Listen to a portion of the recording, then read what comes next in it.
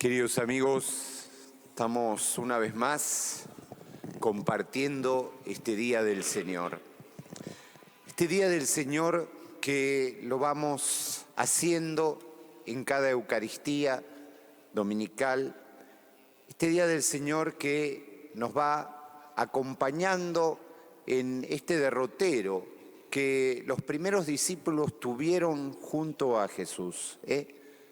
Venimos compartiendo ya desde semanas esta especie de compartir profundo, íntimo de los discípulos con Jesús.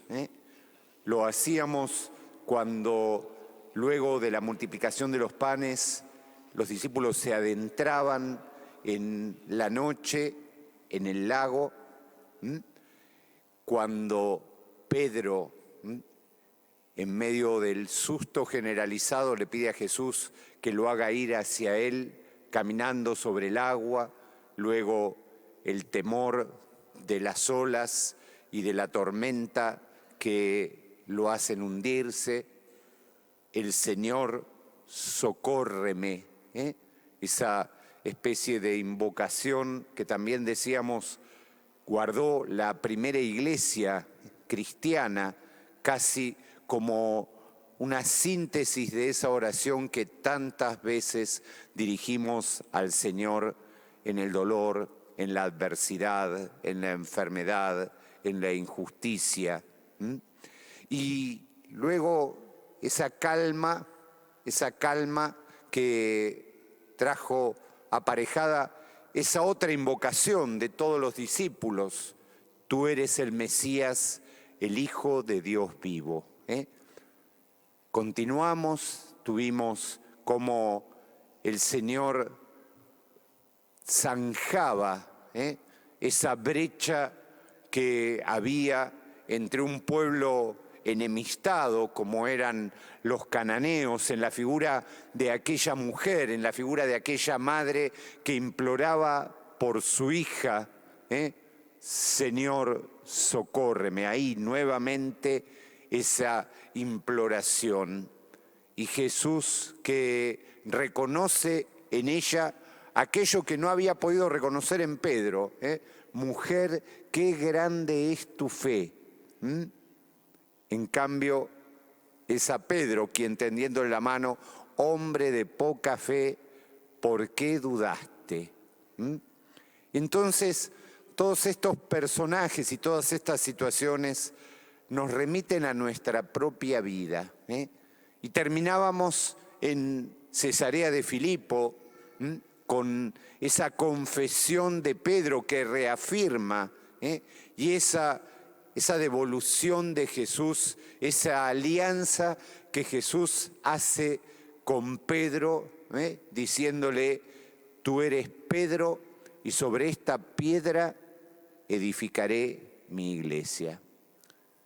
Si podríamos decir justamente que en el capítulo de hoy que nos ofrece el Evangelio, Pedro se parece bastante a algo que no existe más, pero que en nuestro país fue una especie de fenómeno geológico, que era la piedra movediza, ¿se acuerdan?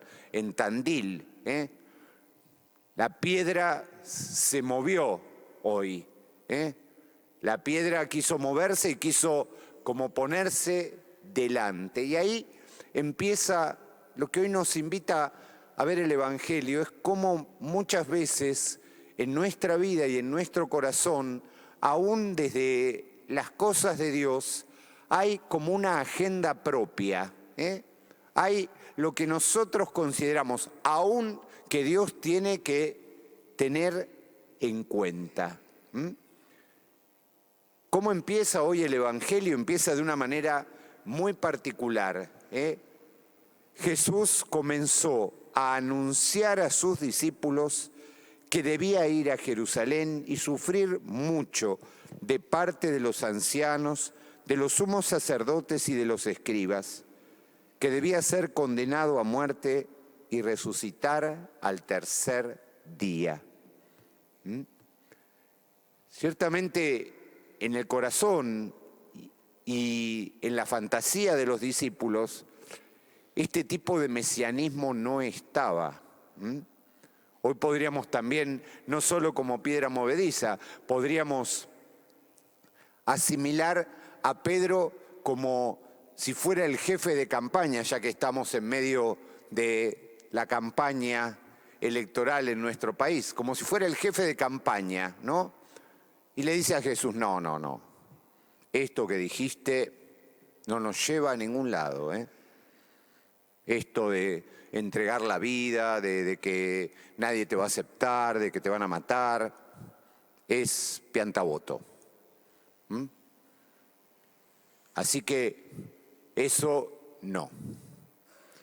Jesús tiene ante Pedro una palabra, quizá una de las más fuertes y duras que aparece en el Evangelio, ¿no? Es una advertencia, es algo que lo pone a Pedro en su lugar, ¿eh? Retírate, ve detrás de mí, Satanás, ¿eh? Es muy fuerte lo que Jesús le dice a Pedro. Lo está como diciendo que lo que él plantea es exactamente el proyecto antagónico que Dios tiene, ¿eh?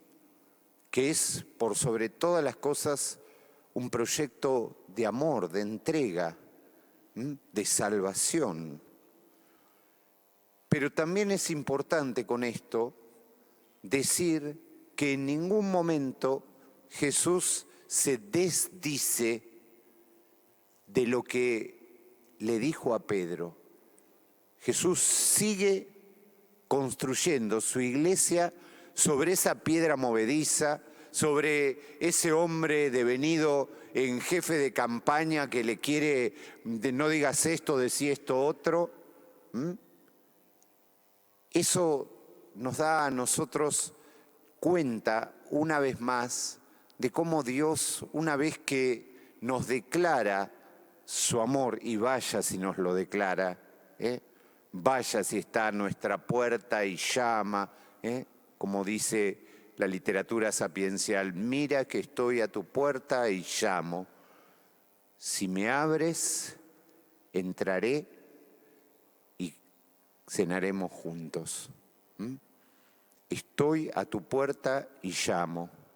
Es bueno también recordar que la puerta del corazón tiene un picaporte que está de un solo lugar, que es el de adentro. Dios nunca va a romper la puerta de nuestro corazón, porque nos respeta, porque nos respeta y porque sabe en definitiva que la salvación no es algo que se impone. Vuelve aquella historia de mi abuela María, desgraciado el burro que ha de ser bueno a palos. Dios nunca va a tener una comunidad, una familia de hijos que sean buenos a palos. Porque entonces ahí el vínculo y la relación estaría construido sobre el temor, sobre el miedo, no sobre la libertad y sobre el reconocimiento de que ese amor de Dios, primero, es más grande de todo lo que podemos decir. Está por encima de todas nuestras idas y nuestras venidas, de nuestros movimientos, de nuestro querer marcarle la cancha a Él. Y desde ahí entonces, como les decía, ¿no? Luego de Cesarea, es como que las cosas empiezan a ponerse en serio. Hasta ahora eran momentos, eran intuiciones, ahora la cosa empieza a ponerse en serio. Seguramente hubo como un desgranamiento de esa comunidad, de esos seguidores, pero lo que Dios hoy también nos invita a nosotros es a escuchar su palabra y a seguirlo. Tener en claro que Dios nunca nos va a llevar al despeñadero. Eso lo hacen otros invitándonos y hipnotizándonos con palabras edulcoradas, con fantasías, con cosas, ¿eh? Y después cuando las cosas llegan donde llegan, puede fallar. Jesús nunca nos va a engañar, porque necesita precisamente eso, que nuestro corazón esté en esa sintonía, que es su sintonía de amor, que nuestro corazón comprenda cabalmente que la vida es don y tarea. Ahí radica profundamente la vida cristiana. Don porque no hemos hecho nada para recibirla. Es regalo, es regalo, es regalo en total y es regalo en cada instante. Es regalo en cada instante. Y tarea, tarea, no es una posesión la vida. No es algo, como dice bellísimamente aquella carta de San Pablo que leemos al comenzar la Semana Santa, en el Domingo de Ramos, ¿no? La carta de los Filipenses. Jesucristo, que era de condición divina, no consideró esa igualdad con Dios como algo que debía guardar celosamente. Él lo tenía, podría haberse como instalado ahí, soy Dios. Al contrario, dice San Pablo, se anonadó, esto es, se despojó, quitó eso sin dejar de serlo, pero lo quitó.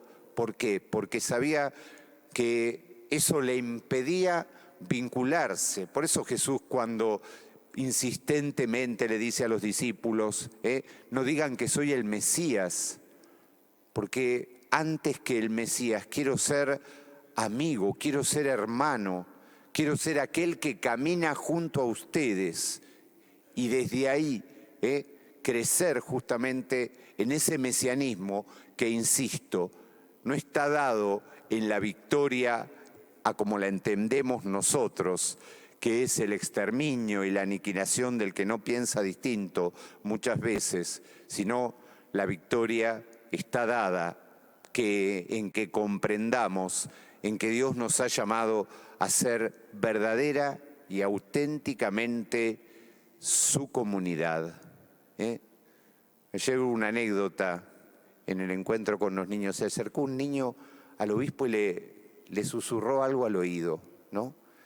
Y el obispo después me lo compartió. El niño le dijo, padre, tengo una pregunta.